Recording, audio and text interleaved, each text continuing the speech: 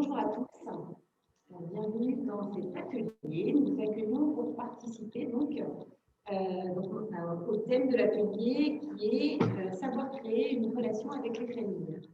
Moi, je suis Claire Copinet, je travaille au Centre socioculturel d'Argane et je suis animatrice responsable du secteur enfance. Je vais vous expliquer un petit peu comment va se dérouler l'atelier et on entend de vous. Ou alors, est-ce que je débranche et je rebranche? C'est lequel le son, Raja? Appelle Abdé, non? En fait, osons couper le son. On n'entend pas super bien. Il y en a Si, d'autres pourtant, aussi. on n'entend Il y en rien. a d'autres qui sont dans la même situation que nous. On n'entend pas super bien. Nous, on n'entend pas du tout.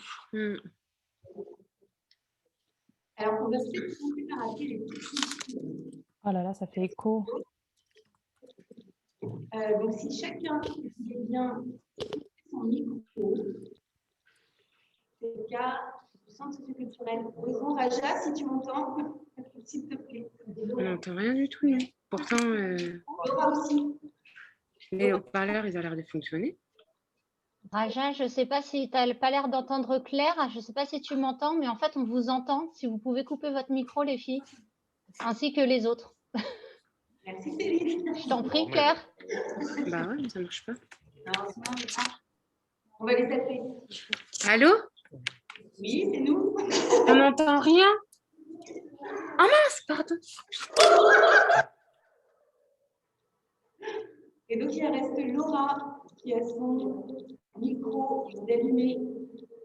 Donc, en tout cas, la consigne, merci à chacun d'entre vous de couper votre micro et de l'ouvrir uniquement quand on vous demandera sur des interventions si vous souhaitez poser des questions.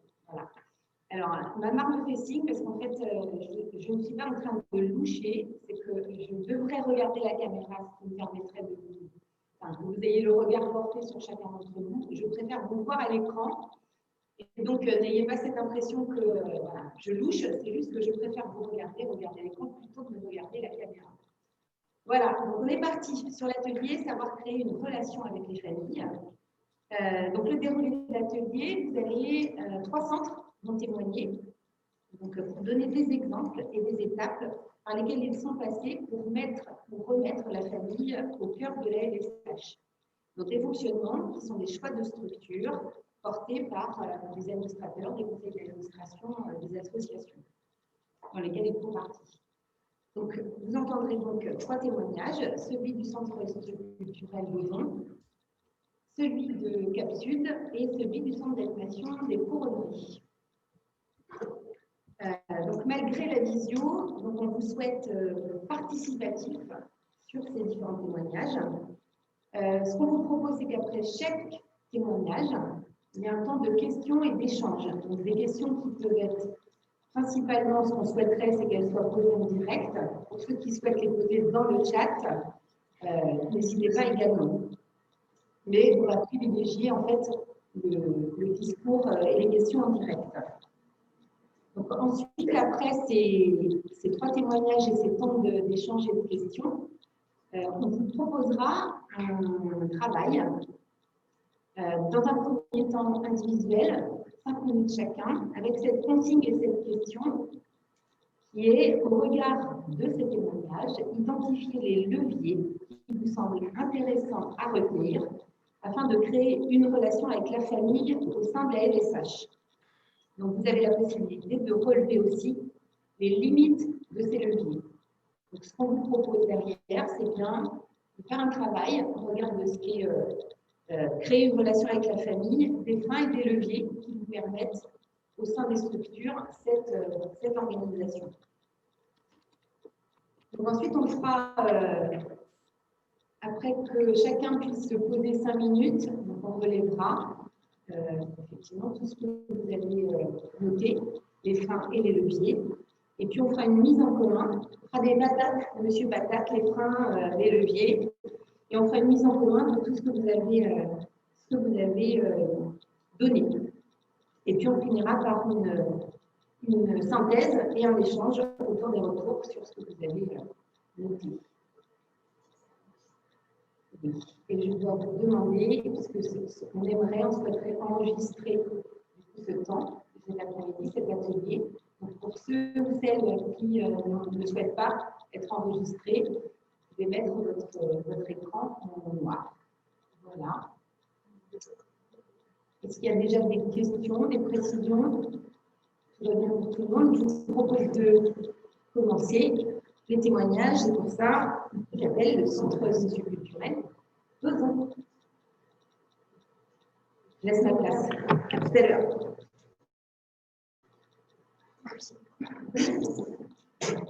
Je reviens. Donc l'idée de cet atelier, c'est aussi qu'on puisse on aimerait que chacun puisse se présenter rapidement, donc nom, structure et fonction. Et pour ça, je vais la liste qui se trouve devant mes yeux, donc je vais appeler comme un appel en fait, et les gens vont devoir se présenter. C'est bon pour tout le monde? On est parti. Donc Céline. On m'entend là? Salut, bonjour. Déjà, le son est très mauvais. Ah oui. Ouais, en fait, depuis tout à l'heure, sur le chat, tout le monde parle du son. En fait, on t'entend loin. Donc, il faut vraiment qu'on plisse le bout des oreilles pour t'entendre et ça grésille. Ok. Est-ce que là, si je me suis approchée, c'est mieux? Moi, c'est un peu mieux, mais c'est pas fifou, quoi.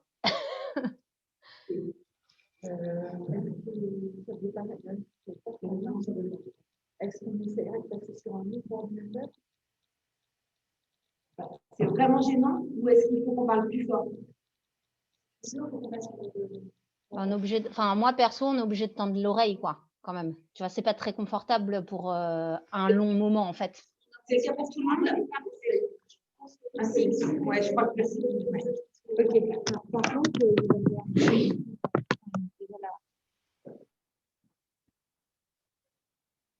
le micro. Alors, par contre, comment je change de micro?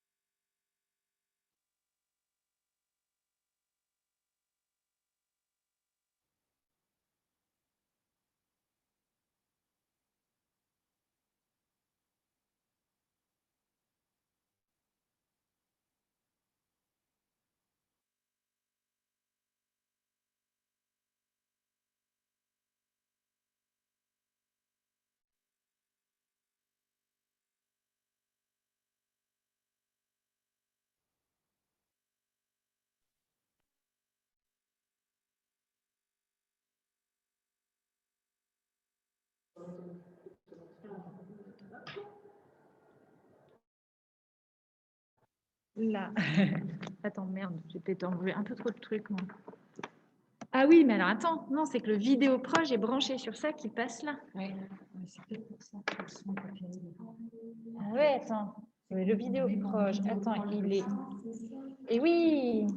Et du coup, ça passe du HDMI en HDMI. Brancher le vidéo proche à l'ordi directement. Bah oui, mais attends, comment on branche? Mais non, mais là c'est le câble d'alimentation. Bah oui, mais c'est ça, mais c'est dedans en fait. Ça, ah ben, vous n'avez pas un câble HDMI supplémentaire? Ben là, j'en ai pas. Pas avec moi. Ben non, c'est dedans. Il est crocheté dedans? Ah oui, oui, oui, je pense que c'est. Là, déjà, on entend mieux, hein. On vous entend. Non, non, c'était que je savais pas si la boule, elle était accrochée ou pas. Non, on peut l'enlever. Ah, on peut l'enlever. Ah.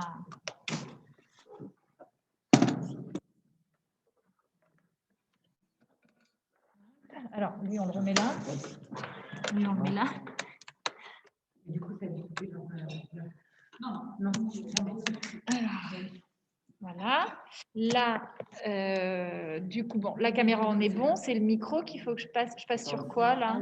La caméra, on voit pas. Identique à système. Identique. Et le son, l'intervenant. Identique à système aussi, je dirais. Là, c'est bon? Mais on le voit pas. Oui, pourquoi la caméra? Ah oui, non, mais c'est parce qu'elle est éteinte. Ouais, allume ta caméra déjà. Demande-leur s'ils entendent bien. Ah oui, mais attends, il faut que je change de caméra. Ça doit être celle-ci. Voilà. Là, qu'est-ce que ça donne au niveau son? On entend beaucoup mieux là au niveau du son. C'est mieux que tout à l'heure. Il n'y a pas de réaction, mais ils ne doivent pas entendre. Si. Y. Est-ce que vous entendez? Est-ce qu'on peut avoir... Ouais, c'est bon. Est-ce que la qualité Oui. du son est meilleure? Ah, Oui, ben c'est voilà. Ouais, mais pour nous, on n'a pas de son. Ouais, Céline, tu peux enlever ton micro si tu applaudis. Oui, est-ce que quelqu'un peut nous parler pour voir si...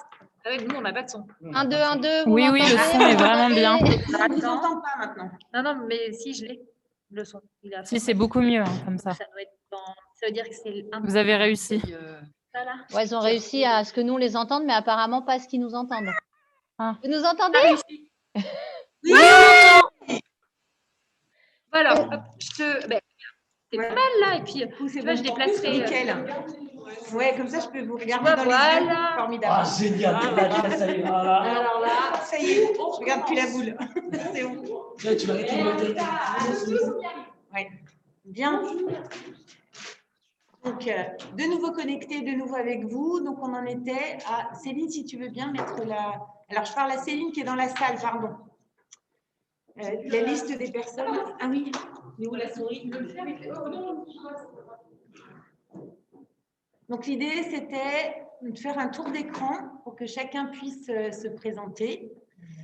Dans la présentation, un nom, un prénom, une structure et la fonction, et votre fonction.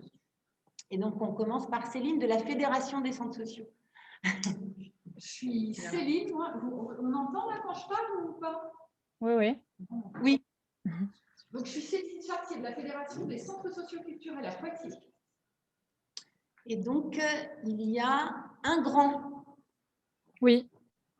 Moi, je suis animatrice à la Maison des Trois Quartiers, avec le centre des Trois Soleils. OK. Et le nom, prénom? Ah, excusez-moi, Léa un grand. Merci. Alors, iPhone de Manon. Oui, alors moi c'est Manon, je suis animatrice sur la pause méridienne et aux classes aux Trois Cités et les mercredis après-midi aux Trois Soleils chez les petits. Merci. Bastien. Moi, je suis Bastien Cagé, je suis animateur à la MJC des Renardières et je fais le classe. Emeline. Oui, bonjour, je m'appelle Emeline Rousseau, je suis animatrice GESC, j'interviens sur 2 structures, maternelle à la Gibauderie et périsco primaire à Cap-Sud. Merci. Sylvie.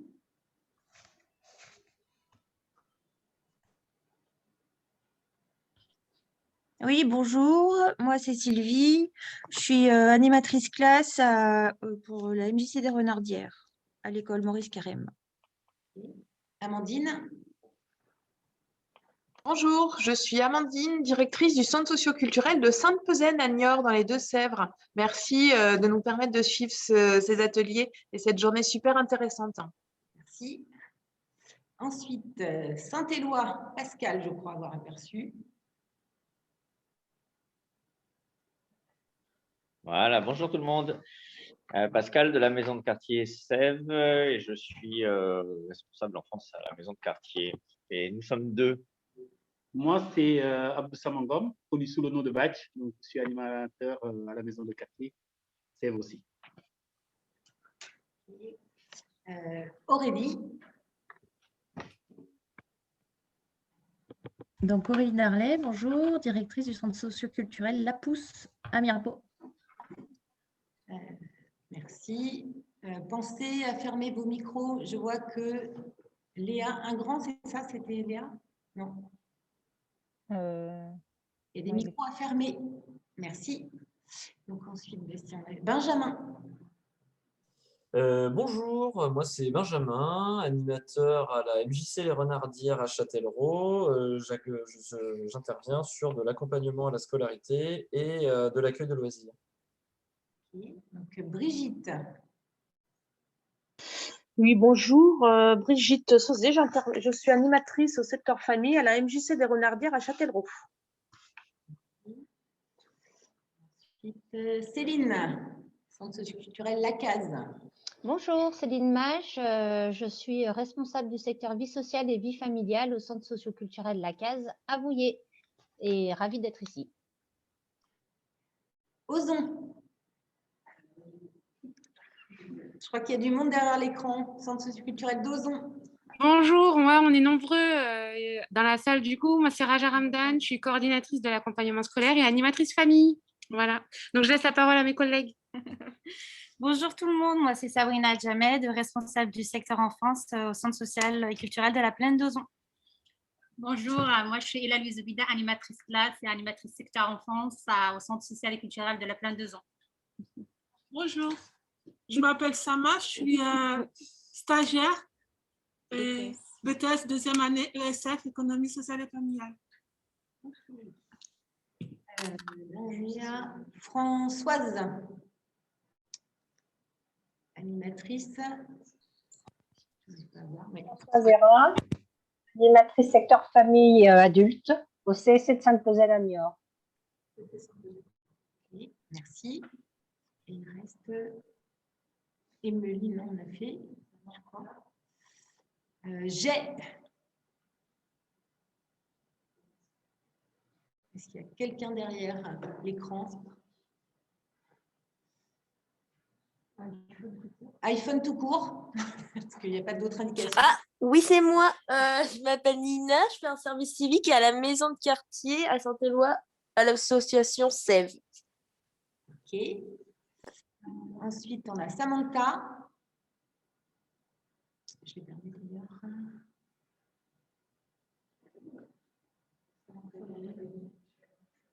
Où est-ce que c'est? Tu peux mettre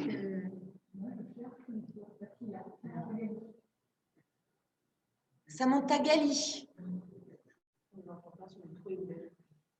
On n'entend pas. Non. Ensuite, il y a qui d'autre? Morgane. Bonjour Morgane, animatrice à l'accueil de loisirs maternels à Quincé dans le 86 et également au secteur vie sociale et vie familiale au centre socioculturel La Case.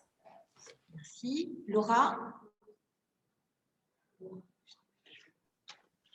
Laura Thévenet, responsable enfance-jeunesse à la Maison pour tous de Châtellerault. Ok. Ensuite, Karina. Bonjour, c'est Karina Emery, je suis animatrice famille à la maison de quartier Sèvres à Saint-Éloi à Poitiers. Okay. Ensuite, il y avait iPhone de Manon. Non, on l'a déjà dit, Manon. Alors, il y a comment tu... Diane. Diane. Samantha est en service civique à Sèvres. Ok. Bon, je crois qu'on a fait le tour. Lucas, ah oui, Lucas, il reste, je crois. Lucas Martinez, animateur sur le classe à Maurice Carême et à la MJC Les Renardières à Châtellerault. Okay, merci.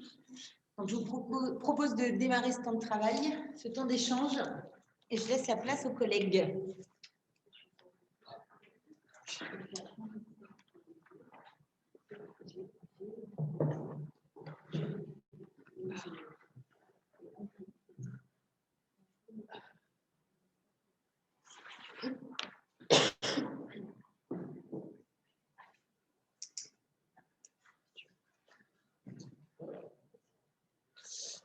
Donc tout d'abord, bonjour à tous. Merci d'être présents pour ce temps.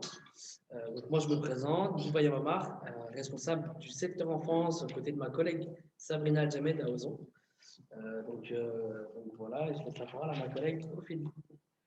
Donc bonjour à tous, moi je m'appelle Ophélie Maréchal, je suis référente famille au centre social d'Ozon. Et du coup, on va commencer avec notre témoignage. Donc, au centre social d'Ozon, il faut savoir que nos locaux ils sont situés sur 2 sites différents sur le quartier. Donc, d'un côté, on a le siège du centre social et sur un autre endroit du quartier, on a l'accueil de loisirs qui s'appelle Aux Aventures. En 2018, nous étions en fait 2 secteurs distincts, à savoir le secteur adulte, famille, parentalité et de l'autre côté le secteur enfance. Un situé donc au siège et l'autre Aux Aventures. Et depuis 2020, nous formons avec les collègues un secteur enfance, famille, parentalité. Et actuellement, en fait, nous sommes dans une phase expérimentale. En fait, on apprend aussi à travailler ensemble.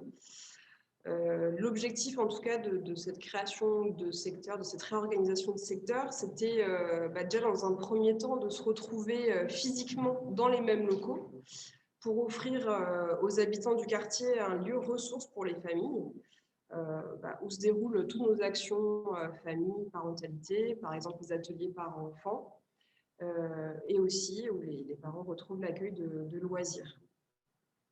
L'idée, c'est de faire équipe tous ensemble aussi et de se pencher sur des questions telles que l'accueil des familles, comment impliquer les familles sur la LSH émancipateur, par exemple. Voilà, et du coup, d'aller aussi plus loin, de renforcer en fait les actions transversales que nous menions avant cette restructuration de secteur.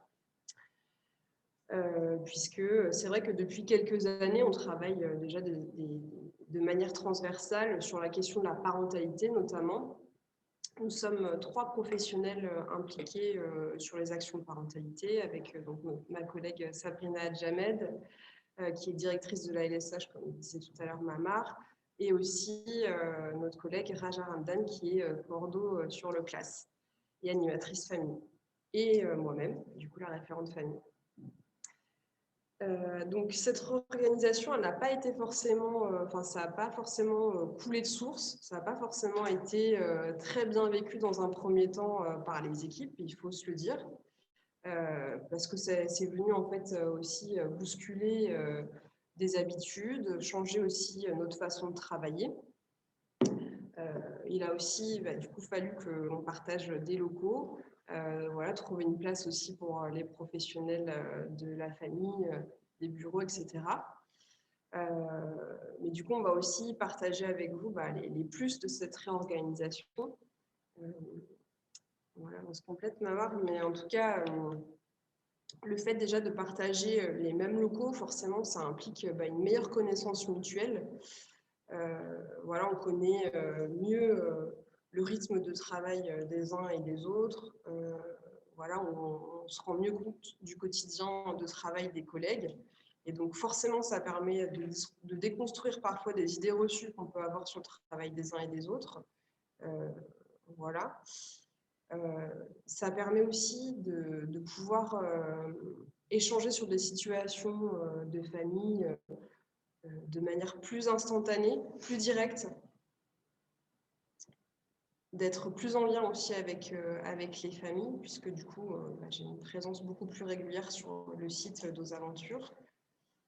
On a aussi créé des temps de travail qui n'existaient pas auparavant. Donc, on a des temps de travail qui sont beaucoup plus réguliers. Ça permet aussi d'élargir le champ des possibles, d'avoir une vision aussi de la famille et pas uniquement de l'enfant sur l'accueil de loisirs. Et aussi, voilà, je le dis tout à l'heure, mais en tout cas, le fait d'être plus présent les mercredis, notamment pendant les vacances, etc., ça permet aussi de développer d'autres actions. Donc, juste pour compléter aussi, il y a des choses un peu qui se passent en fait de manière officielle, du moins avec des temps de travail, des réunions, etc. Mais aussi, il y a toute une partie un peu où on va se croiser dans des bureaux, etc. En fait, on va créer une relation de travail qu'on n'aurait pas forcément créée s'il n'y aurait pas eu en fait tout ce travail autour du pôle enfance, famille, parentalité. Et donc là, ça permet en fait, on est en train de créer une relation de travail. Voilà, au fil des mois, et Sabrina, etc. On arrive parfois à discuter de manière un peu officieuse en fait du coup de la manière de travailler, de pouvoir en fait se réorganiser sur la façon de travailler sur les accueils, de manière notamment sur leur présence, sur les temps où les parents viennent déposer leurs enfants sur l'accueil de loisirs. Donc ça nous a permis aussi à un moment donné de travailler effectivement de manière un peu sur des réunions, etc., sur le temps de travail, mais de l'autre côté aussi de réajuster sur des temps un peu où on va se voir, écoute, là, plutôt sur de l'accueil, ce serait bien que tu sois là, tu sois présent, etc. Donc ça permet en fait de réajuster. Et c'est justement d'être présent sur le même site. Tu me complètes si je me trompe, mais d'être présent sur le même site, en fait, ça permet d'apporter toutes ces choses-là. En tout cas, pour le moment, c'est ce qu'on expérimente et on voit que ça marche plutôt bien. Oui. Après, donc voilà, c'est un peu ça c'est le côté positif, mais aussi notamment, il y a eu aussi certaines limites parce qu'on est sur un site où ce site a été pensé d'une manière à ce que ça a été dédié à un accueil de loisirs et que donc il y a des salles d'activité. Donc à un moment donné, il faut aussi peut-être repenser l'occupation des locaux. Parce que du coup, il y a un nouveau pôle qui était créé, donc il y a des collègues qui sont arrivés. À un moment donné, elles n'ont pas forcément leur place parce que les salles d'activité sont occupées sur les mercredis et les temps de vacances par les enfants. Donc maintenant, il faut peut-être à un moment donné redistribuer les cartes et voir un peu ce que ça donne. Donc là, notamment, surtout en temps de Covid, forcément, il y a cette notion de groupe. Et donc, ça devient de plus en plus compliqué. On est à flux tendu. Donc là, c'est sur cette limite. Donc, tout à fait, Marc, je te rejoins. Une autre limite que nous, on observe actuellement, c'est que Ose Aventures, en fait, n'est pas situé au cœur du quartier d'Ozon. Donc, tout l'enjeu, en fait, c'est de faire venir aussi des familles à Ose qui n'ont pas forcément l'habitude de fréquenter l'équipement, tout simplement. Et aussi, une autre limite qu'on repère aussi, donc ça c'est un grand classique, c'est qu'il y a un turnover qui est très important au niveau des équipes de la LSH. Et donc le travail qu'on engage au fur et à mesure sur la question de la famille, etc., c'est à reprendre de manière très régulière et à alimenter en fait en permanence. Donc voilà, et juste pour compléter, l'instabilité des équipes, à un moment donné, ça permet à ce que ce travail, on doit à chaque fois le reprendre ou du coup réintégrer des animateurs, etc.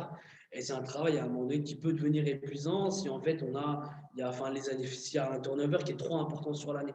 Donc ça notamment, c'est des limites qu'on a pu remarquer. Voilà. Donc après, une fois que ces limites ont été énumérées, on a quand même beaucoup de perspectives. En tout cas, on voit beaucoup de potentiel à cette organisation nouvelle pour nous. Notamment, comme on l'a dit déjà, mais je pense que ça va être un chantier important, ça va être repenser l'organisation des locaux. En fait, se donner aussi les moyens d'en faire un lieu ressource pour les parents et donc peut-être proposer aussi un accueil pour les familles, qui n'est pas le cas actuellement sur Ose Aventures, avec une salle conviviale pour l'accueil des familles notamment. Et du coup aussi, en fait, ce qu'on souhaiterait, c'est accompagner en fait des projets parents-enfants. Donc à l'initiative des enfants, parce que sur l'accueil de loisirs, notamment sur la question d'ALSH émancipateur, donc il y a toute cette partie où en fait les enfants à un moment donné dégagent certains projets ou souhaitent mettre en place certaines choses. Et donc, dans l'idée, en fait, c'est de valoriser auprès des parents sur tous les projets et pour les rendre visibles auprès des parents et notamment aussi de pouvoir les accompagner sur ces projets-là. Donc, ce qui permet, en fait, à un moment donné, de mettre des actions de famille plutôt tirer sur le secteur enfance. Donc, notamment, à un moment donné, de créer cette transversalité qui va permettre aussi de pouvoir créer du lien entre les parents et les enfants. Chose qui nous paraît, en tout cas, nous, à Ozon, primordial. Voilà. Du coup, en perspective aussi que nous avons, c'est travailler tout ce qu'on disait tout à l'heure sur l'accueil des familles, le lien aux familles, etc. Et justement, pas en faire une question qui se réduirait aux pro animatrice famille ou à la référente famille, mais vraiment d'ouvrir cette question en fait et de travailler ces questions-là en fait de manière collective, équipe enfance-famille. Voilà. Et du coup, une dernière perspective qui nous paraît essentielle, c'est de développer des sorties enfance-famille. Pourquoi? Parce qu'en fait, tout simplement, les sorties, les enfants, quand ils sont sortis, ils ne vont pas se comporter de même manière qu'ils sont ensemble. Et même pareil pour les familles, ça va impliquer en fait d'autres choses et ça va notamment, les enfants vont pouvoir échanger avec les parents ou même se comporter de manière différente et les familles, ça va être similaire. Donc à un moment donné, le travail, il va se faire aussi sur des sorties qu'on va pouvoir développer. Et ça, c'est un axe important qu'on a pu relever et qu'on va pouvoir développer là sur les mois à venir. On espère en tout cas que ça va aller au bout, même si on sait que le Covid ne va pas permettre d'arriver à un moment donné à créer des sorties, etc. Mais on va essayer de tendre vers ça et d'aller au maximum. Donc, voilà en tout cas pour nous, pour cette partie d'Ozon. J'espère en tout cas que voilà, vous avez pu un peu voir cette partie qui nous a permis en fait d'expérimenter sur cette première année. Donc, de ça fait quand même 1 an, même s'il y a eu le Covid entre-temps, etc. Donc, on est toujours en train de tester. Et donc là, voilà à l'heure actuelle où on en est. On voulait surtout avec ma collègue vous raconter un peu ce qui se passe. Et par la suite, on va notamment développer les perspectives et aussi réajuster à un moment donné. N'hésitez pas si vous avez des questions du coup dans le chat ou en direct, ouais. Donc on va passer à excusez-nous.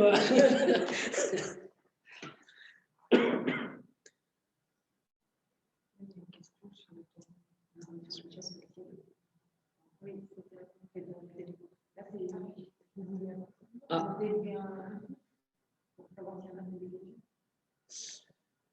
Ok.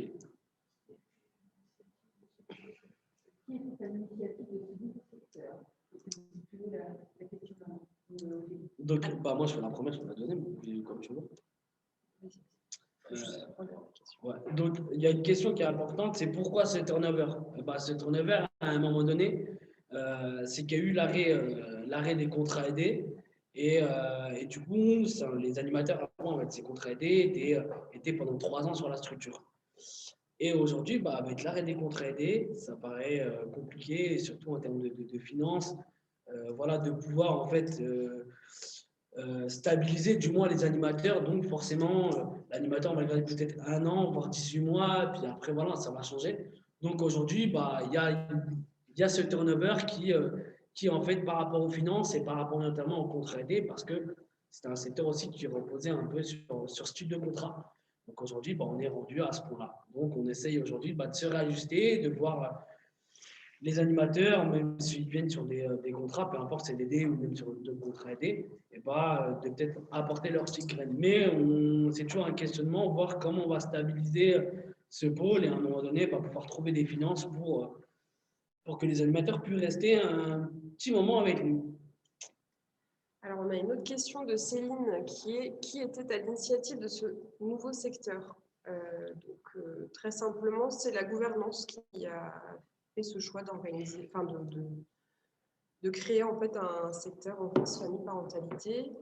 Mais finalement, ça allait quand même dans une suite assez naturelle, entre guillemets, puisqu'on développait déjà énormément d'actions transversales autour de la famille, de la parentalité. Et quand on dit que, juste pour compléter ma collègue, quand on dit qu'au début c'était quelque chose qui a été mal vécu par l'équipe, c'est parce qu'aussi, à un moment donné, dans cette réflexion-là, peut-être que les salariés n'ont pas été associés ou à un moment donné, il y a peut-être eu quelque chose qui a fait que nous, on n'était pas totalement en fait, dans ce travail-là. Et l'équipe, quand toute l'équipe l'a su, ça a créé notamment des freins parce qu'on sait que sortir de sa zone de confort, parfois ça fait peur. Ça crée de l'instabilité, on se pose 20 000 questions, on n'est pas forcément en fait, on ne va pas réfléchir, on ne va pas se projeter tout de suite. Alors que, comme l'a dit ma collègue, c'était totalement logique de pouvoir en fait créer ce pôle. Et aujourd'hui, voilà, on arrive à quelques limites, mais en tout cas, pour nous, on est convaincus que, à un moment donné, l'enfant et la famille se rejoignent et que c'est totalement naturel de pouvoir travailler ensemble. Mais c'est plutôt sur comment ça a été amené et sur les moyens. Après, voilà. Ça engendre certains moyens, des moyens humains, des moyens aussi financiers, peut-être des moyens aussi de mobilier. Donc, il faut parfois changer et voilà, changer ses habitudes, ça fait parfois peur. Céline qui demande si elle peut poser une question de vive voix. Oui, au contraire, ouais, carrément. Salut, ouais, je suis désolée, c'était trop chiant à expliquer ma pensée. Je voulais juste savoir au niveau du coup de l'équipe d'animation, vous avez continué à cloisonner des animateurs famille, des animateurs du centre et des animateurs qui s'occuperaient plus de la parentalité, ou du coup le fait d'avoir ce secteur qui a fusionné, tout le monde prend une petite part des différentes thématiques, quoi. Pour le moment, les animateurs qu'on a, c'est des animateurs ALSH classe. Du moins sur la partie, en tout cas, moi j'ai parlé pour la partie enfance, c'est des animateurs ALSH classe. On n'est pas encore rendu à un stade d'animateurs ALSH classe et en même temps avec des actions de famille. Peut-être que ça pourrait se développer sur les quelques mois ou les années à venir, mais c'est quelque chose dans lequel il va falloir réfléchir parce que notamment, c'est sur certains profils. Il n'y a pas tout le monde qui va être à l'aise, notamment auprès d'un public. Et aussi, parfois, aller sur des actions famille, ça peut faire peur. Donc, tout ça, ça s'accompagne. Et ça s'accompagne d'abord, je pense, avec une équipe qu'on va essayer de stabiliser, solide, et après pouvoir aussi dégager du temps sur des actions famille. Donc non, aujourd'hui, on n'est pas encore rendu à ce stade-là, mais c'est des questions, à un moment donné, qui vont se poser. Parce que forcément, s'il y a des familles qui vont intégrer la LSH, et vice-versa, donc il va falloir se poser la question de compétences aussi. Et puis de savoir, en fait, de travailler avec un certain public. Quand on ne travaille pas avec des enfants, quand on travaille avec de la famille, etc., ça, je ne vais pas vous l'apprendre, je pense que tout le monde, c'est logique. Mais voilà, donc c'est quelque chose qu'on va poser à un moment donné, c'est sûr. Bonjour tout le monde. Bonjour. Alors, je suis de Châtellerault, administrateur au centre social de zone. Ok, bienvenue.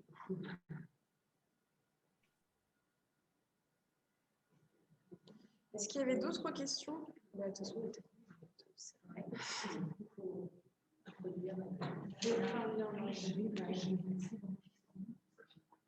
Ok. Donc, nous, on va vous laisser avec nos collègues, avec Marina de Cap Sud. Donc, Marina va vous présenter un peu sa structure. Merci. Merci.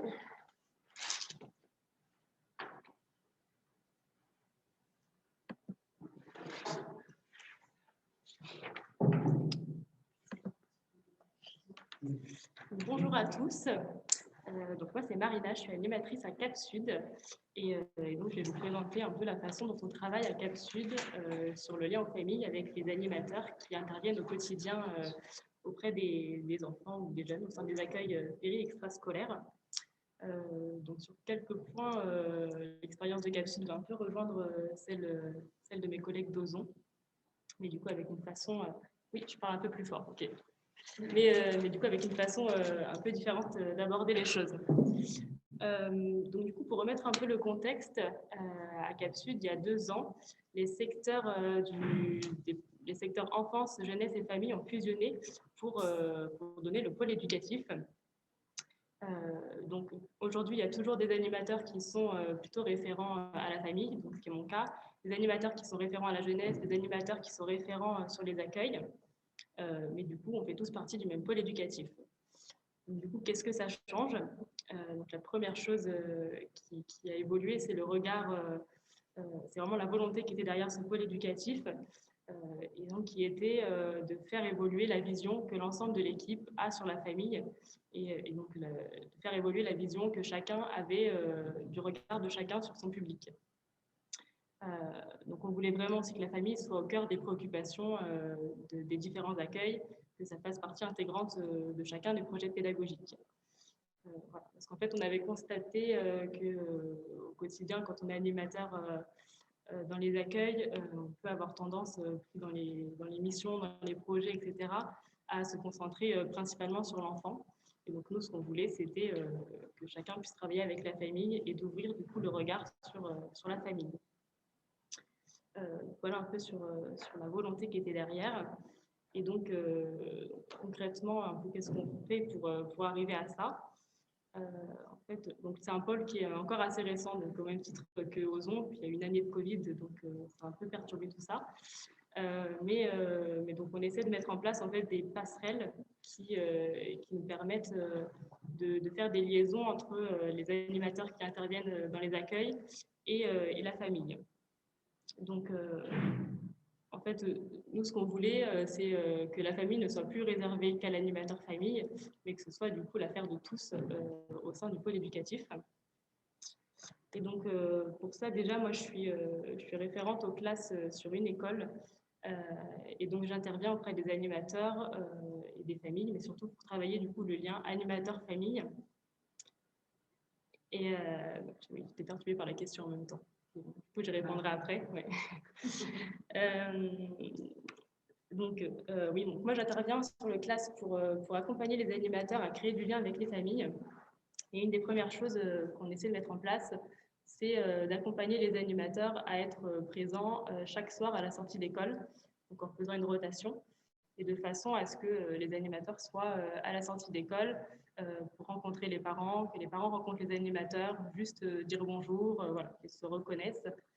Et donc déjà une présence auprès du public. Et après, avec les animateurs qui vont être plus à l'aise ou qui ont envie d'aller un peu plus loin, on va poursuivre un peu cette démarche-là en repérant les parents qu'on voit régulièrement, ceux qu'on voit peu et ceux qu'on ne voit pas du tout sur les accueils ni à la sortie d'école, pour porter une attention particulière à ces familles-là et du coup essayer de créer un lien de façon différente. Donc par exemple à Cap Sud, quand les familles viennent à l'épicerie, aller du coup davantage vers ces familles-là pour créer un lien qui n'existe pas sur nos accueils. Voilà. Après, une autre passerelle qu'on fait régulièrement au cours de l'année, c'est lors des sorties famille ou des séjours famille. Il y a systématiquement un animateur, ou plusieurs suivant la sortie, qui s'inscrivent avec moi sur ce projet-là. Et donc, ils organisent avec moi la sortie ou le séjour, pour la communication auprès des familles, l'inscription, etc. Et puis, on part ensemble pour accompagner les familles au moment de la sortie ou du séjour. Et donc, ça, c'est quelque chose auquel on tient du coup, à Cap Sud et que les animateurs apprécient aussi, puisqu'ils nous font le retour que c'est l'occasion pour eux de rencontrer les parents de façon différente, de travailler avec eux différemment. Puis ça amène plus d'échanges ou des échanges différents, donc parfois des échanges sur les enfants, sur l'école, mais aussi sur des choses complètement différentes. Et puis autour des moments conviviaux. Donc il y a un lien différent qui se crée avec les familles à ce moment-là. Et c'est ça qui est intéressant. Bon, après, sur ces derniers mois, du coup, ça a été assez peu possible, mais il y a d'autres choses qui se sont mises en place. On a fait des appels aux familles. Tous les animateurs des accueils périscolaires ont appelé les familles pendant le confinement. Il y a les maraudes qui sont mis en place. On a aussi fait des balades familiales à la sortie du confinement, puis les animations de rue. Enfin, c'est plein de petites actions comme ça ou des projets sur lesquels les animateurs de nos accueils s'inscrivent et qui leur permettent de créer du lien avec les parents. Voilà un petit peu sur Cap Sud et ce pôle éducatif, ce qu'on met en place. Et voilà, qui permettent vraiment l'objectif à chaque fois, c'est d'accompagner les animateurs à aller vers les familles, à avoir davantage cette démarche-là. Et voilà, on veut que les familles en fait, connaissent mieux les animateurs, parce qu'ils entendent parler régulièrement des animateurs à la maison, mais ils ne peuvent pas mettre les visages dessus. Et puis à l'inverse, que les animateurs connaissent mieux les familles, parce que voilà, l'enfant ou le jeune est issu d'une famille, d'un contexte familial, et connaître la famille, c'est aussi mieux connaître l'enfant. Donc ça permet de mieux l'accompagner, de mieux intervenir auprès de lui. Et puis connaître la famille permet aussi de mieux communiquer avec la famille si besoin sur les accueils ou sur d'autres sujets. Voilà. J'ai peut-être été un peu speed. Donc du coup, on va passer aux questions. J'ai vu qu'il y en avait quelques-unes qui étaient passées en même temps. Donc, y a-t-il un référent famille au sein de la structure? Si oui, quelle est sa place, son rôle au sein du pôle éducatif? Alors du coup, pour un peu... Waouh, je me vois en grand écran, c'est perturbant. Ok. Donc du coup, pour un peu vous comprenez un peu mieux le fonctionnement du pôle éducatif. Du coup, on va avoir Virginie Autet, qui est coordinatrice du pôle éducatif, du coup, à la fois à la famille, à l'enfance et à la jeunesse, qui intervient sur ces secteurs-là, et donc aussi à la famille. Et puis après, à la famille, du coup, c'est moi-même qui fait l'émission du référent famille au sein de Cap Sud. Donc, du coup, moi, j'ai davantage, après, au quotidien, du coup, je travaille avec les familles, donc, du coup, sur des actions de soutien à la parentalité, sur les classes. On est aussi investi sur la démarche Milieu un territoire qui accompagne les parents sur les questions éducatives. Et donc, après, sur aussi tout ce qui est accès aux loisirs. Voilà, je ne sais pas si ça répond bien à la question.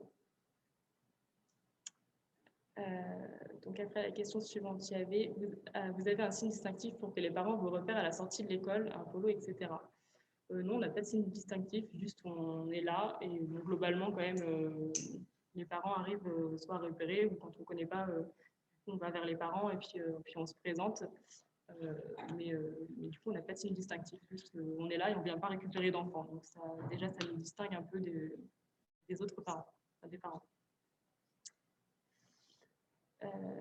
Qu'est-ce que ça produit du coup sur les familles, ces changements? Alors du coup, je suppose que c'est le fait que les animateurs, viennent participer à vos actions.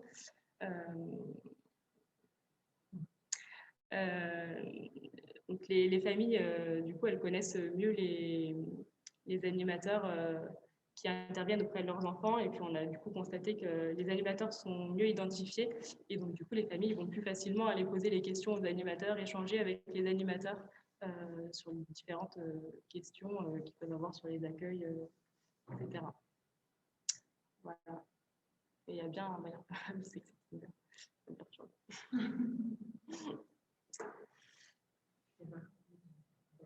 Ouais, c'est une petite blague personnelle.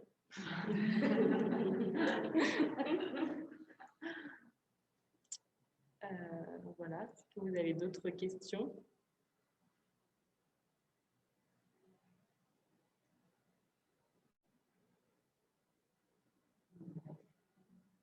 Oui, on dirait. Est-ce que ça incite les parents à participer à la vie du CSC? Alors, justement, là, du coup, on est encore, c'est ce que je disais au début, on est encore, ce pôle éducatif est encore assez récent. Et du coup, sur la dernière année, on ne peut pas dire que la vie du CSC a été très animée. Donc, c'est assez difficile de dire si ça incite les parents à participer à la vie du CSC ou pas. Après, ça fait 2 ans. Après, avant le Covid, on avait entamé du coup des soirées parents-enfants liées aux accueils mises en place par les animateurs. Et donc là, il y avait notamment un loto où il y avait beaucoup de parents qui avaient participé, puisque du coup, la communication auprès des parents était aussi décuplée, puisque tous les animateurs y allaient également. Donc c'était plutôt une première action qui menait à ça. Après, je ne peux pas trop le confirmer. Et après, pour des actions parentalité, moi, du coup, je suis sur les accueils du soir aussi. Du coup, les passerelles sont aussi inverses, c'est-à-dire que moi, à la famille, je suis aussi présente du coup sur les accueils périscolaires du soir. Et donc, du coup, c'est aussi l'occasion de connaître plus de parents et donc de pouvoir cibler plus facilement des parents qui pourraient être intéressés pour des actions en parentalité. Est-ce qu'on a déjà eu des parents récalcitrants à l'idée de nous rencontrer? Alors, on est du coup à la sortie d'école ou plutôt dans la rue, là, on était sur quelque chose comme ça. Après, du coup, on laisse les parents en fonction de la façon dont ils veulent bien aussi se présenter à nous. Donc, parfois, ça va être juste un bonjour et puis ça va suffire. Peut-être des parents qui ne voudront pas aller plus loin, mais ça nous suffit aussi. C'est déjà un premier lien et c'est déjà suffisant. Et puis, il y a des parents après qui vont nous parler pendant plus longtemps, ou des parents qui, vu qu'on va être en bas de chez eux, vont nous inviter à boire le café. Donc, ceux qui sont plus récalcitrants, ça pourrait être ceux qui nous diront juste un bonjour en passant, mais c'est déjà aussi satisfaisant.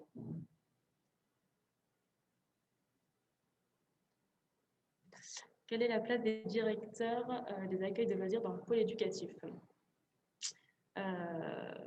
Alors, les directeurs des accueils de loisirs,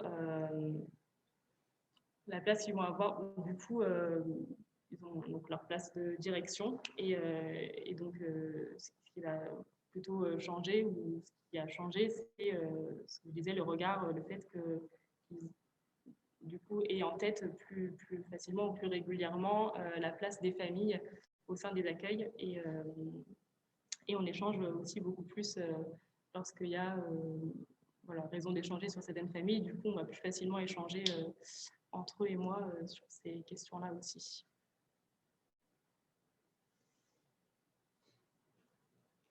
Qu'est-ce que ce nouveau fonctionnement a engendré entre les professionnels par rapport à la solitude dans les postes? Oui, ça je crois que c'est aussi un peu ce que les collègues d'Ozon ont dit, mais c'est vrai que ça a fait pas mal changer les choses, puisque du coup, on a été amenés à travailler ensemble sur des projets, et juste ça, du coup, de se rencontrer plus régulièrement, ça a permis de mieux se rendre compte de la réalité de terrain des autres, de mieux se rendre compte de quel est le travail de chacun, et du coup d'échanger plus facilement sur des questions comme ça. Et puis là où les collègues vont être en difficulté, du coup on va aussi plus facilement échanger et donc trouver des réponses ensemble.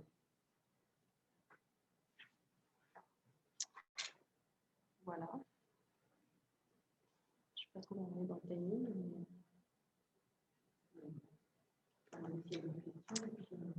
Est-ce qu'il y a d'autres questions?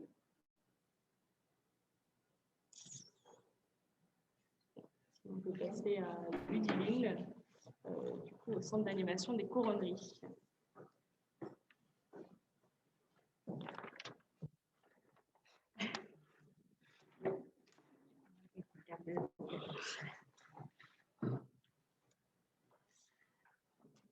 Bonjour, donc moi c'est Ludivine Laveur, je suis référente famille au centre d'animation des couronneries et aujourd'hui moi je viens vous parler d'un poste qui a été créé il y a quelques années. Avant ça je vais juste vous rappeler le contexte géographique de la structure. Nous on a 5 bâtiments, les accueils de loisirs maternels, c'est le premier. Ensuite, l'accueil de loisirs élémentaires.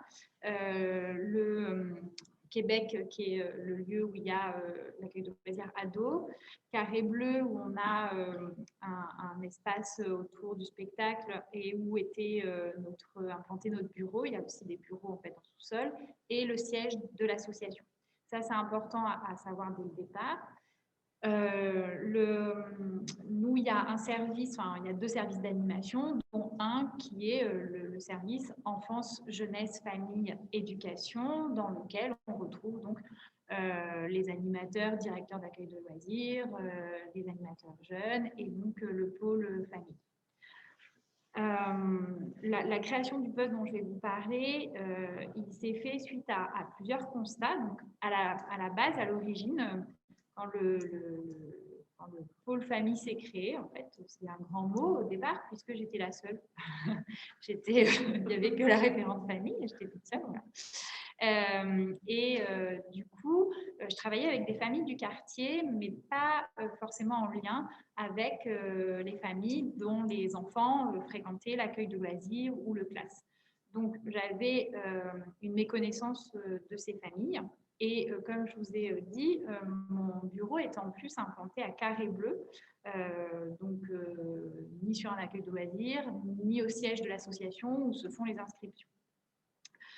Donc, je ne connaissais les familles que par celles que je rencontrais en allant vers elles et qui venaient sur les activités qu'on pouvait proposer. Ensuite, à l'inverse, il y avait aussi une méconnaissance. Elle est où?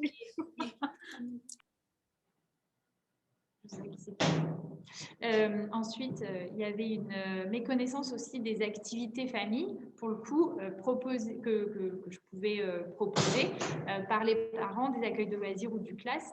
Donc, voilà, ça ne les attirait pas forcément parce qu'ils ne connaissaient pas forcément ce que je faisais. Juste une petite parenthèse aussi, c'est que Aujourd'hui, le pôle famille fait partie du service enfance, jeunesse, famille, mais ce n'était pas le cas au début. Quand j'étais toute seule, en fait, je faisais partie d'un autre pôle d'animation rattaché à l'animation socio-culturelle. Donc, ça facilitait en plus passer lien, si je puis dire. Ça a bougé après et aujourd'hui, c'est différent depuis maintenant de nombreuses années.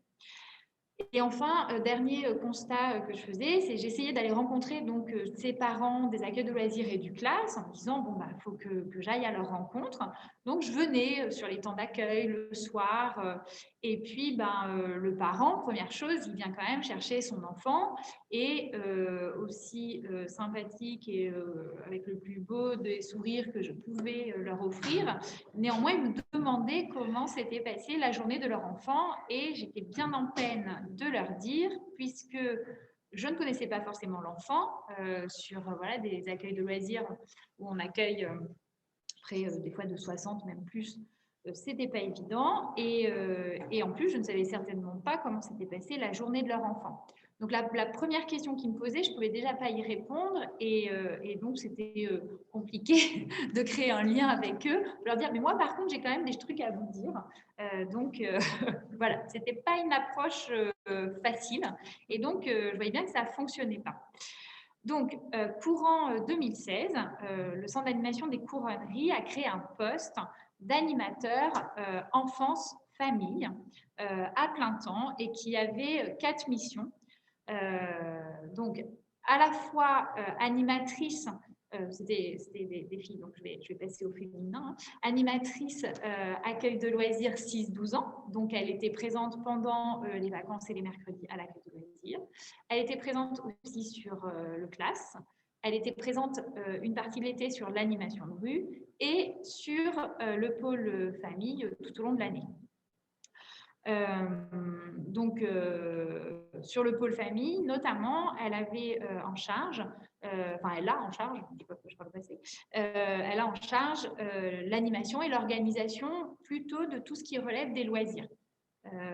Même si elle peut participer ponctuellement et surtout faire de la médiation, de l'information sur les actions de soutien à la parentalité et éventuellement aussi être à mes côtés pour en animer. Disons que sa mission principale reste le champ du loisir. Ce poste, qu'est-ce que ça a permis? Ça a permis de faire du lien déjà entre les activités des deux pôles, de ce qui se passait à la fois aux classes, des projets qui étaient montés aux classes, des projets qui étaient montés au sein des accueils de loisirs et des projets que le pôle famille pouvait monter. Et du coup, des fois, pouvoir monter des projets ensemble. Alors, non pas qu'on n'échangeait pas avec nos collègues avant, hein, on avait des réunions comme partout de service, mais c'est comme tout, on ne peut pas toujours tout se dire, tout enregistrer. Enfin voilà, l'interactivité entre nous n'était pas quotidienne. Et du coup, des fois, il y a des choses qui pouvaient échapper, alors que l'animatrice enfance-famille, au quotidien, en fait, elle est en contact, elle est l'interface, en fait, entre nous. Après, c'est au niveau des familles, c'est une qualité relationnelle avec les parents, puisque en fait, l'animatrice, du coup, elle connaît l'enfant et potentiellement, des fois, elle le connaît à la fois dans sa vie à l'accueil de loisirs, aussi dans sa vie aux classes, s'il est inscrit aussi aux classes. Et du coup, elle voit les parents la repèrent puisqu'ils la voient à plusieurs endroits. Et ça crée une relation de confiance. Et du coup, ça peut faciliter aussi le fait que des parents participent à des actions de soutien à la parentalité, par exemple, où voilà, c'est pas toujours évident des fois de participer à des groupes d'échange autour de problématiques parentales. Et puis, bien sûr, de permettre l'accès aux loisirs pour des parents qui, je vais pas, voilà, vous connaissez toutes ces problématiques, hein, où le loisir, c'est pas forcément une évidence de le partager avec son enfant. Enfin, on peut travailler beaucoup de choses autour du loisir dans le lien parent-enfant. Ça a permis aussi en termes de programmation sur les activités familles, d'être plus en lien avec les envies et les besoins des familles, de par les échanges au quotidien et cette qualité de relation que l'animatrice peut avoir. je l'ai un peu dit déjà, mais une meilleure connaissance de la situation dans sa globalité, en fait, par rapport à l'enfant, par rapport à sa famille. On a entendu des choses à ce sujet ce matin dans la conférence, voilà, prendre l'enfant dans sa globalité. Aussi une mixité des familles plus riches sur les activités, puisque les familles du classe, nous, on ne les voyait vraiment pas du tout sur l'accueil enfin, sur les activités famille, pardon. Et du coup, ça a permis d'en faire venir, qu'elles découvrent. Et du coup, ça crée des groupes avec une richesse dans la mixité des publics qui est intéressante. Et puis enfin, évidemment, je l'ai dit un peu, on a déjà plus d'interactivité, plus de liens entre les équipes des deux pôles. Donc, je dirais que ce poste, animatrice enfance-famille, il facilite, c'est un facilitateur au sens large du terme, aussi bien avec les familles, aussi bien par rapport aux activités, aux projets et entre les collègues. Et en plus de ça, et là je fais parallèle avec mes collègues à Ozon, c'est pour ça que je vous ai expliqué les multi-sites. C'était malgré tout le fait d'être à Carré Bleu, finalement là où il n'y avait pas vraiment de raison de voir les parents, hormis ceux qui avaient très très envie de venir nous voir. On a, début 2019, déménagé, alors non pas dans un accueil de loisirs, puisque comme vous l'avez compris, finalement on a plusieurs bâtiments d'accueil de loisirs, donc ça aurait été compliqué aussi. Nous, on a fait le choix de déménager au niveau du siège de l'association, dans un bureau qui est tout proche de l'accueil. Donc, et sachant que l'accueil, comme pour beaucoup d'entre nous, c'est le lieu des inscriptions pour l'accueil de loisirs et pour le classe. Ce qui ne nous empêche pas de sortir de notre bureau. De plus en plus, évidemment, l'ensemble du pôle famille, de toute façon, l'ensemble des collègues du centre d'animation, on sort sur le terrain, on va devant les écoles rencontrer les parents. Mais en tout cas, ça nous a permis d'être plus en lien, encore plus en lien, et puis du coup, pas que l'animatrice enfance-famille, mais aussi moi-même en tant que référente famille, d'autant que ce bureau, en fait, il est donc vraiment à côté de l'accueil, et en plus, il est intégralement vitré, donc on est aussi bien vu que l'on peut voir. Et c'est vrai que voilà, si on voit qu'il y a un petit peu de monde à l'accueil, alors en ce moment, il n'y a pas trop le droit d'être trop nombreux dans le hall, mais je vais parler un peu avant. S'il y a des parents qui attendent, tout ça, c'est des fois le moment où finalement, voilà, le parent, il attend son inscription.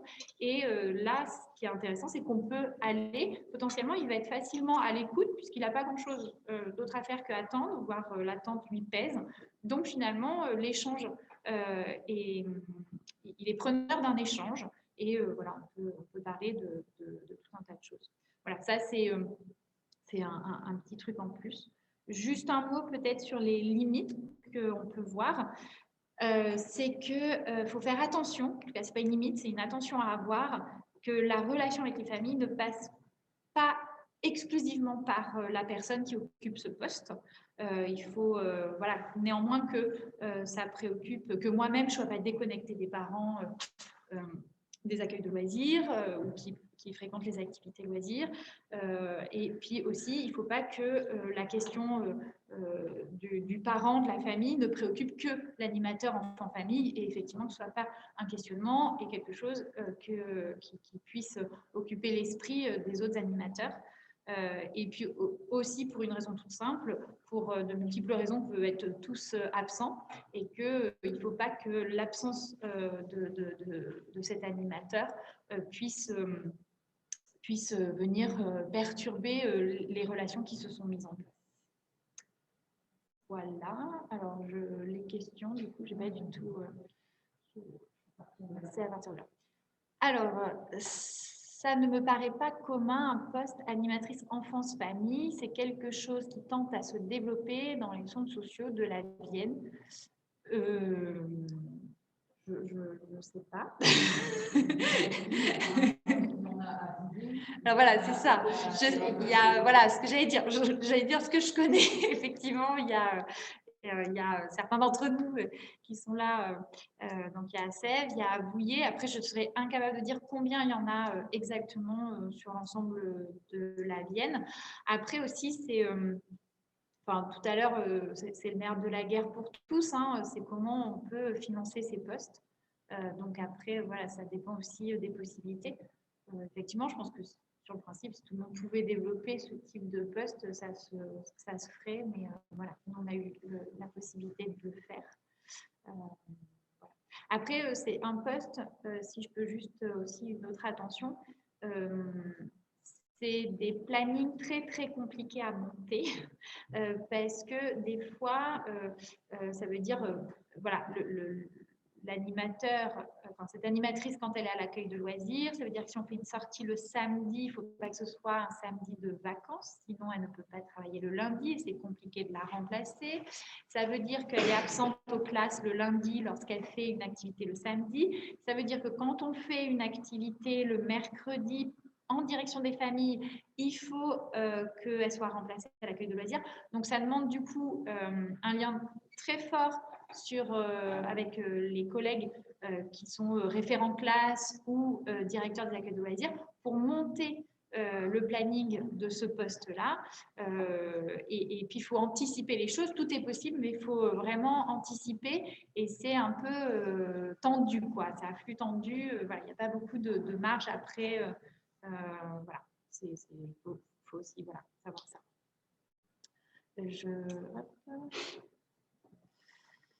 Les limites du poste pour l'animatrice. N'est-ce pas un poste trop chargé en temps différent et préparation?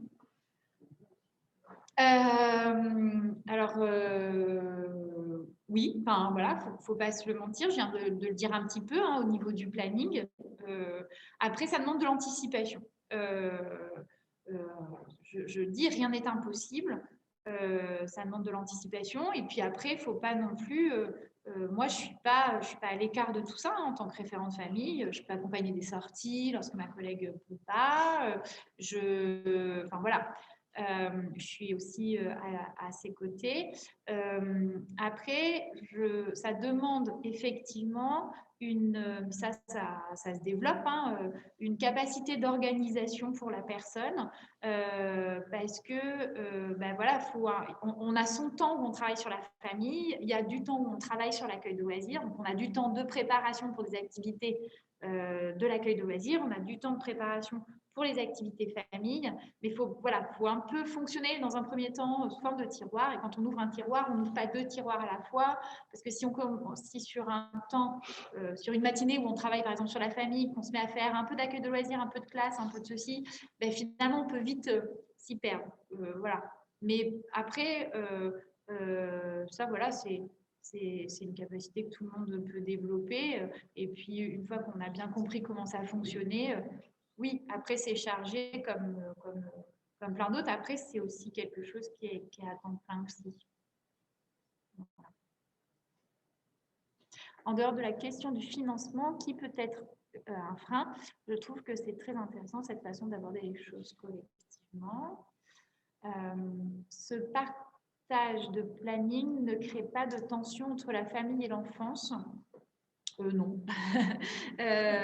Non, parce que, alors là, après, je ne saurais pas dire si c'est une question de personnes, mais moi, en tout cas, avec mes collègues, on se met autour d'une table. Alors, c'est vrai que quand on travaille, quand on se dit, bon, là, il faut travailler le planning de l'animatrice, voilà, on n'a pas le choix de se poser, on ne le fait pas par mail, quoi, on se pose vraiment autour d'une table, on explique les contraintes de chacun, les besoins de chacun, et puis on trouve toujours un compromis. Voilà, on arrive... Non, ça va. Ça va. Après, c'est quelque chose qui s'est construit petit à petit, parce que la personne n'a pas été à temps plein tout de suite, voilà, elle n'a pas eu tout à fait le même temps sur telle chose ou telle chose, donc en fait, les choses se sont tricotées, et puis des fois, des fois, on se dit ah là, il ne va pas falloir faire comme l'année dernière parce que ça ne l'a pas fait, c'était un peu tendu. Et puis, du coup, on réajuste. Avez-vous le ressenti de l'animatrice qui est entre les deux? Oui. Alors, elle n'est pas avec moi aujourd'hui, elle ne pouvait pas. le ressenti de l'animatrice, c'est effectivement ce que c'est Céline, je crois, qui l'a abordé.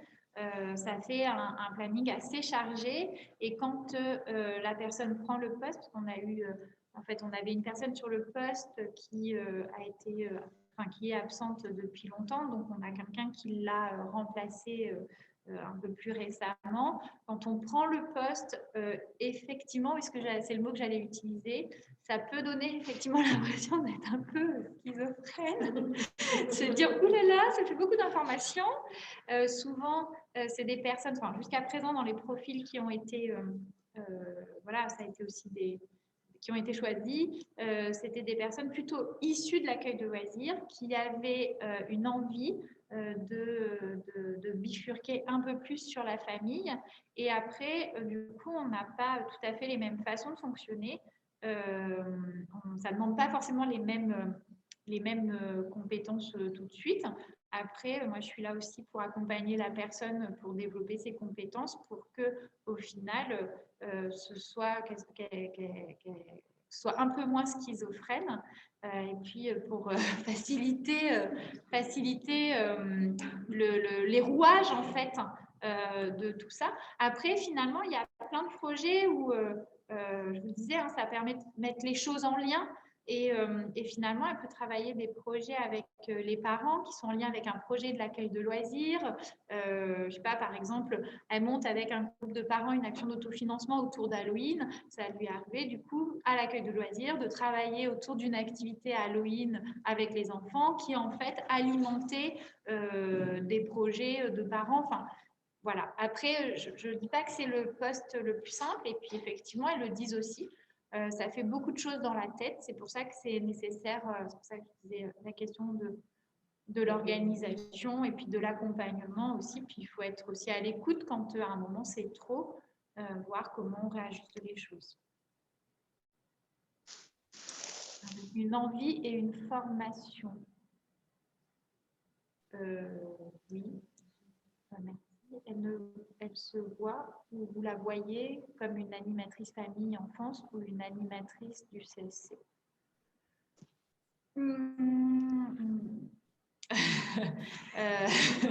Merci Céline. Alors, merci Céline. Eh ben, j'ai envie de dire, je pense qu'on est tous, voilà, alors ça va être une réponse de Normand, on est tous animateurs du centre socioculturel avec des spécificités. La sienne, c'est d'être animatrice enfance-famille. Voilà, c'est pas une réponse quoi, hein, que je te fais. C'est que je vois pas trop en fait. Pour moi, je me sens pas. Je suis référente famille, mais je me sens animatrice du CSC en premier lieu quoi. Ça te va, c'est merci. Voilà. Est-ce qu'il y a d'autres questions avant que je ou d'autres commentaires? Oui. C'est bon. Okay. Merci à vous. Je laisse Claire. Maman, tu vas être prête? Ouais. Et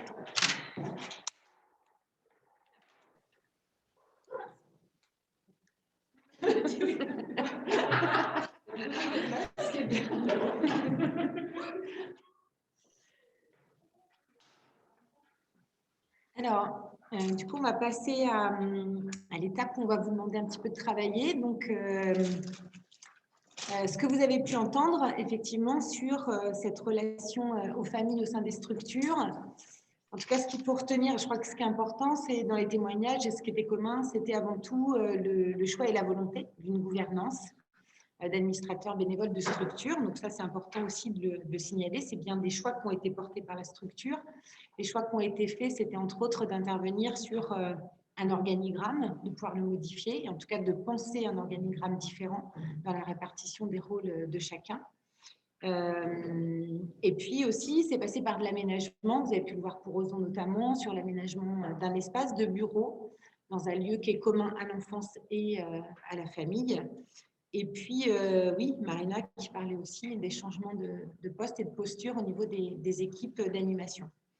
Donc, à partir de là, la question qu'on souhaitait voir avec vous, c'est quel levier vous avez identifié dans ces témoignages ou qui vous viennent tout simplement et qui vous semblent intéressants à retenir afin de créer une relation avec la famille au sein des structures et les SACH aussi également. Et puis, pour vous, quelles sont les limites en fait, de ces organisations?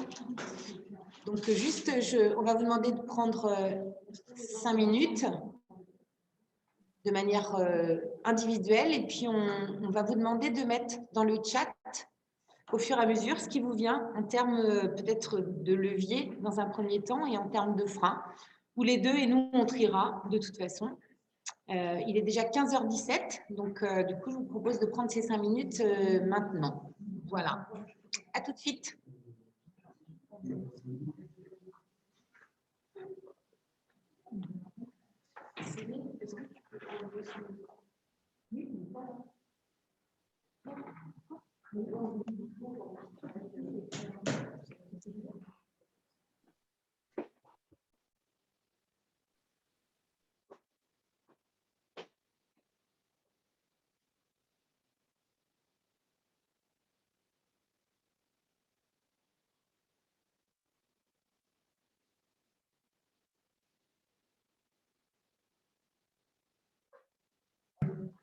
Alors, c'est parti. Oui, Samantha, ta question, vous pouvez répéter s'il vous plaît, je n'ai pas tout compris. Donc, Amandine répond, les leviers, meilleure interconnaissance de chaque... Ah non, c'est déjà une partie de la réponse, pardon. Donc, la consigne, notez, j'enlève ça. La consigne, en fait, c'est prendre 5 minutes de manière individuelle et noter pour chacun quels sont les freins et quels sont les leviers pour mettre en place ce type d'organisation au sein des structures.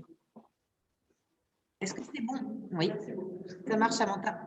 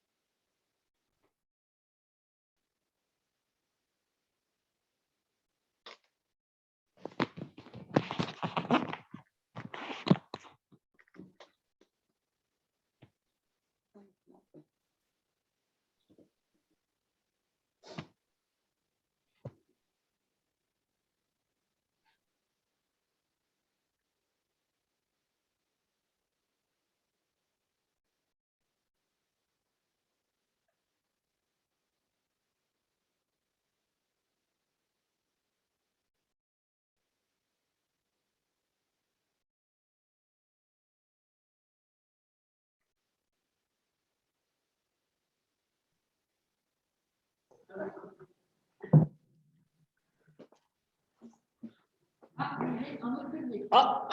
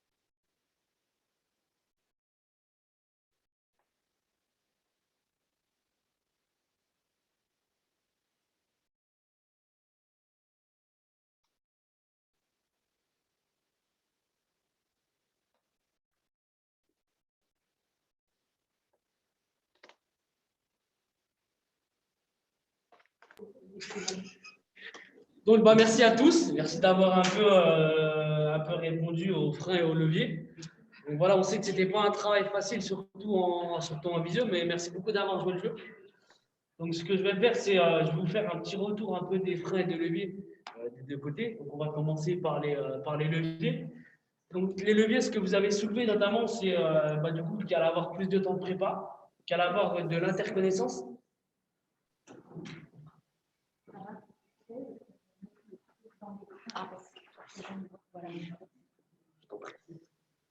Mais c'est. Oui, il voit bien. Donc, du coup, vous nous avez dit que ça va engendrer sur les leviers, notamment plus de temps de préparation, de l'interconnaissance. Oh non, il faut me régler quelques petites. C'est les aléas du direct, hein, désolé. Attends, 10, hop, là on est dans le. Voilà. Donc, je reprends. Donc, notamment en levier, vous avez soulevé qu'il y allait avoir de l'interconnaissance entre parents, enfants et animateurs. Que du coup, toujours ça se rejoint mieux connaître les familles. Donc ensuite, présence sur les temps d'accueil, notamment, je pense, autour de l'animateur. L'animateur famille sera présent sur les temps d'accueil et les tâches. Aussi, notamment, vous avez dit que le levier, il y allait avoir un soutien de la part de la gouvernance, des administrateurs, que notamment ça allait engendrer des activités communes, beaucoup d'activités communes, mais aussi, entre autres, de la formation. Et que du coup, il y allait avoir aussi notamment plus de participation de la part des publics. Et aussi, ça va bousculer notamment l'organigramme. Aussi, notamment, vous allez pouvoir découvrir une nouvelle façon de travailler. Il y allait avoir aussi pas mal de transversalité en équipe, enfance, famille, jeunesse, notamment sur les temps de prépa ou les temps de travail. Il y allait peut-être avoir aussi des créations de postes, c'est ce que ça peut engendrer. Aussi de la stabilité d'équipe. Donc j'ai mis stabilité équipe égale confiance égale qualité. Donc c'est ce qui a été soulevé sur le chat. Donc ensuite échange entre équipes. Donc pareil, l'idée de travailler en transversalité, ça allait à un moment engendrer des informations qui circulent. Et donc ça c'est ce que vous avez dit, ça allait être plutôt un levier. Mais aussi surtout de aller vers un autre public, sortir et pouvoir se confronter à d'autres choses. Et aussi l'échange entre habitants et le quartier. Je pense que j'ai rien oublié. D'autres. Voilà. Ensuite, sur les freins. Heureusement que tu es là, c'est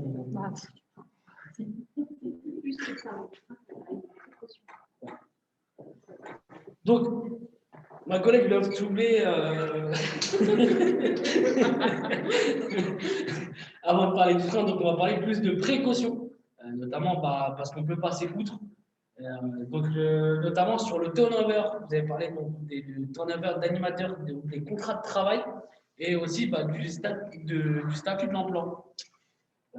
Aussi, vous avez dit que vous avez mis anticipation par rapport aussi aux précautions. Donc, au planning complexe, on l'a vu notamment sur l'émission que Ludivine, notamment l'idée de partager un planning, parfois c'est compliqué. Ça engendre aussi du temps de travail, de l'aménagement, etc. L'organisation dans les locaux, ça aussi, c'est quelque chose que vous avez pu soulever. Ne pas être associé au changement. Et vous avez parlé de moyens, enfin les différents types de moyens, ça peut engendrer des moyens humains. Et les moyens financiers, ça peut être aussi un frein pour des structures. Et aussi, vous avez parlé de sortir de sa zone de confort, donc par rapport au changement de posture. Donc voilà un peu sur les freins élevés que vous avez pu soulever. Merci à tous.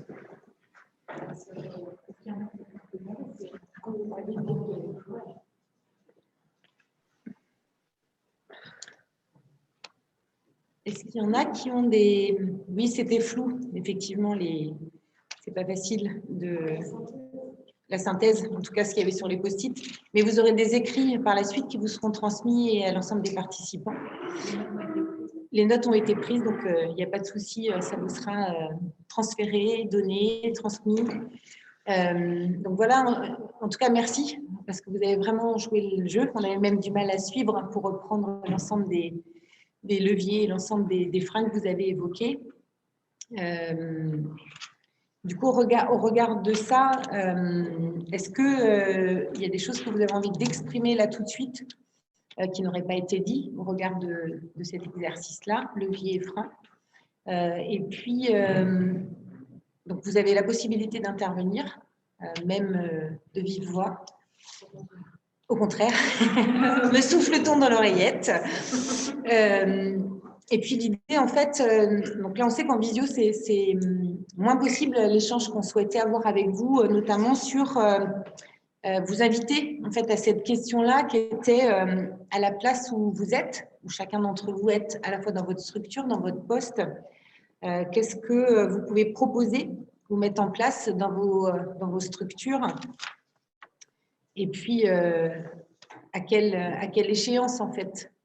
L'idée, c'est de vous inviter vraiment à cette question-là, parce qu'on voit bien, même s'il y a quelques améliorations à faire par rapport à ce qui vous a été présenté, hein, en tout cas, on avance sur ces sujets-là dans les centres socioculturels. Donc, au regard de ça, voilà, le possible et tous les possibles sont ouverts, en tout cas. Avec, comme il a été dit, si on embarque à la fois la gouvernance, à la fois les collègues, qu'on partage nos inquiétudes et puis les possibles, oui. Voilà. En tout cas, vous pouvez, on vous invite vraiment à cette question. S'il y en a d'ailleurs qui souhaitent intervenir déjà sur... Ouais, levez le pouce pour ceux qui souhaitaient ajouter... Ceux qui n'ont pas de caméra, ils peuvent lever avec la barre en bas. La réaction et ils lèvent un pouce. Oui, et ceux qui n'ont pas mis leur caméra, vous pouvez faire la même chose, intervenir en levant le pouce, un doigt. Juste en bas, sur les réactions. Donc Céline, elle est dans la salle, elle s'amuse avec les réactions. Merci. Est-ce qu'il y en a qui souhaitaient prendre la parole ?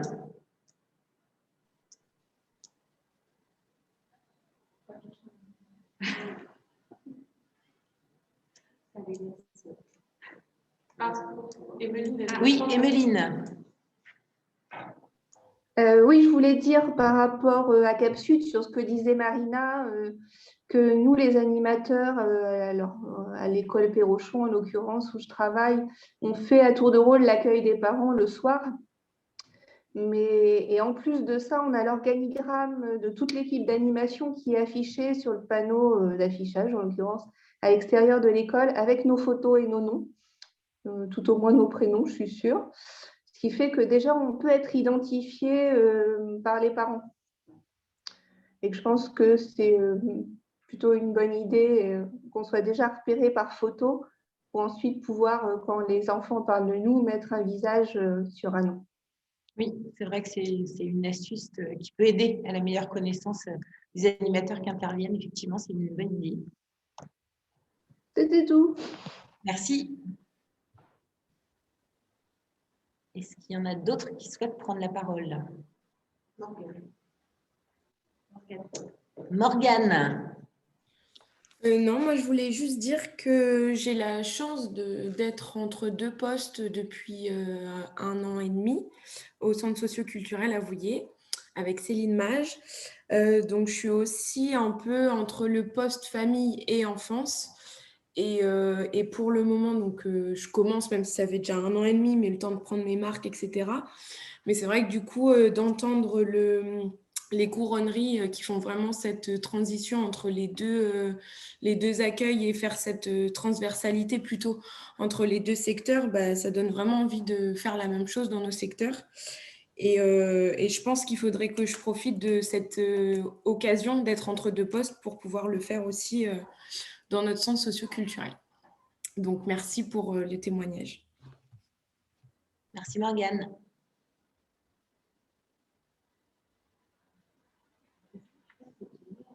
Est-ce que d'autres souhaitaient s'exprimer?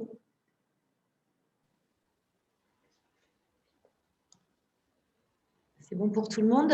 Donc nous, on avait juste envie, donc avant de terminer cet atelier, de vous demander un retour sur ce que peut-être on a le temps de le faire du coup oralement, pour ceux qui souhaitent s'exprimer bien sûr, et pour ceux qui souhaitent le mettre dans le chat directement. Vous avez cette possibilité-là aussi. En tout cas, nous, on souhaiterait avoir un retour sur l'atelier que nous venons de vivre ensemble, avec ce qu'on fait beaucoup dans les centres sociaux, savoir ce qui a été, sur le temps de cet atelier, quelque chose qui a été doux pour vous et quelque chose qui a été piquant.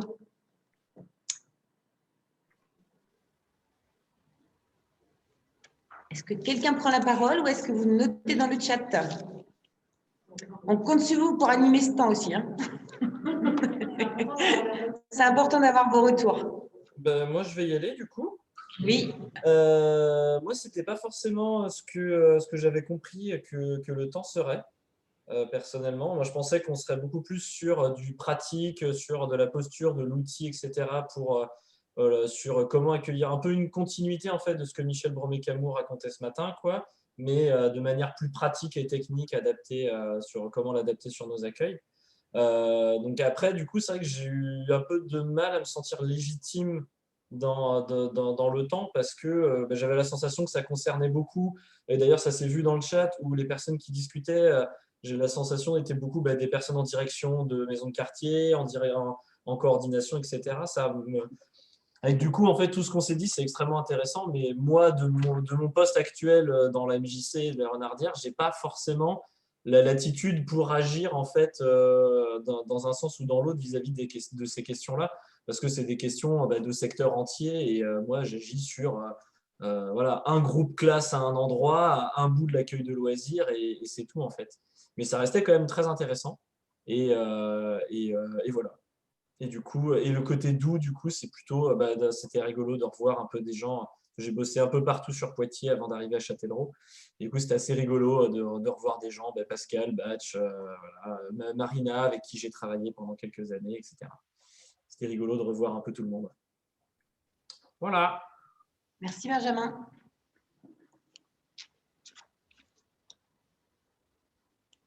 D'autres qui souhaitaient s'exprimer? Céline. Et après, il y aura Laura. Quelque chose de doux. Pour moi, c'était doux d'entendre mes collègues référents de famille s'exprimer sur des possibles. Voilà, parce que c'était des expériences très différentes. Et donc, du coup, ça m'a vraiment bien alimentée. Pour rebondir aussi à ce que disait Benjamin, pour le coup, moi, en tant que référente famille, j'y ai vraiment trouvé mon compte. Et piquant parce que ça ne tient pas qu'à nous, personnellement et individuellement. On voit bien qu'en tout cas, ces changements ont été faits, déjà actés par la gouvernance et après collectivement au sein des équipes.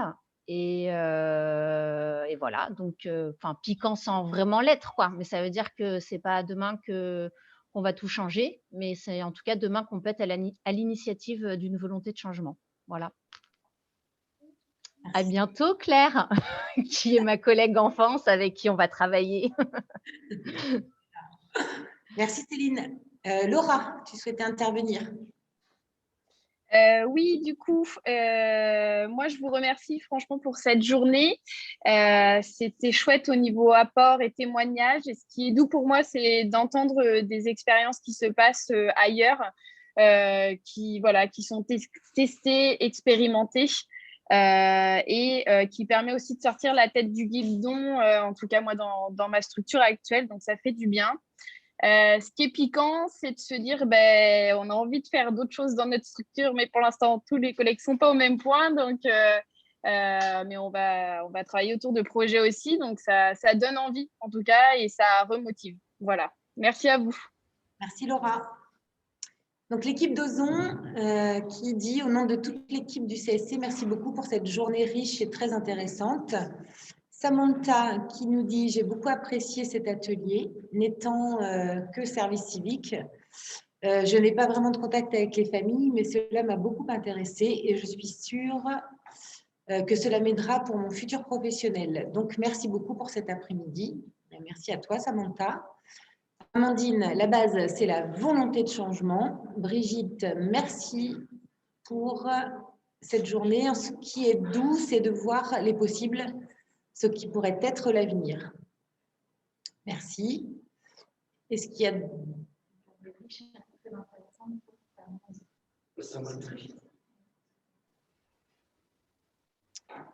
Est-ce qu'il y en a d'autres qui souhaitent s'exprimer? Ce qui est doux, c'est d'avoir passé cette journée avec vous. Merci. On prend.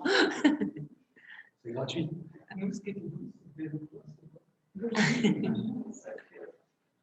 D'autres, on souhaite s'exprimer?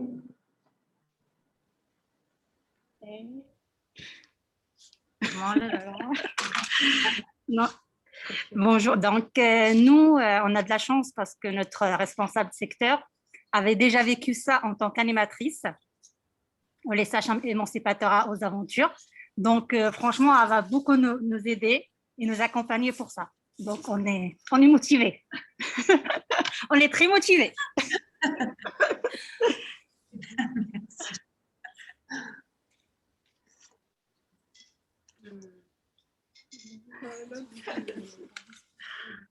Alors, question, est-ce qu'il y aura un acte 2 sur ce thème? Alors, toutes les bonnes volontés pour organiser ce type d'événement sont les bienvenues, Céline.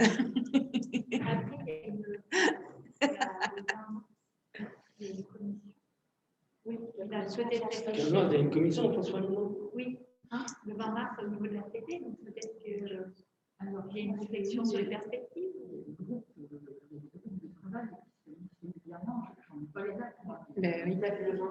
Le 20 mars.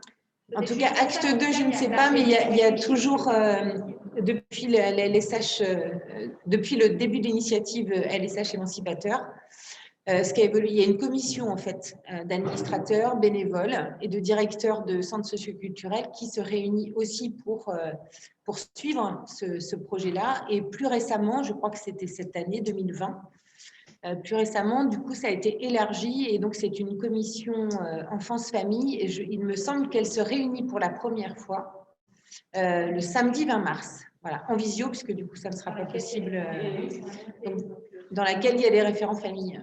Voilà. Et la question, c'est d'étudier la France des familles. Donc oui, de fait, en tout cas, il y aura à minima un acte 2 et voire d'autres actes par la suite.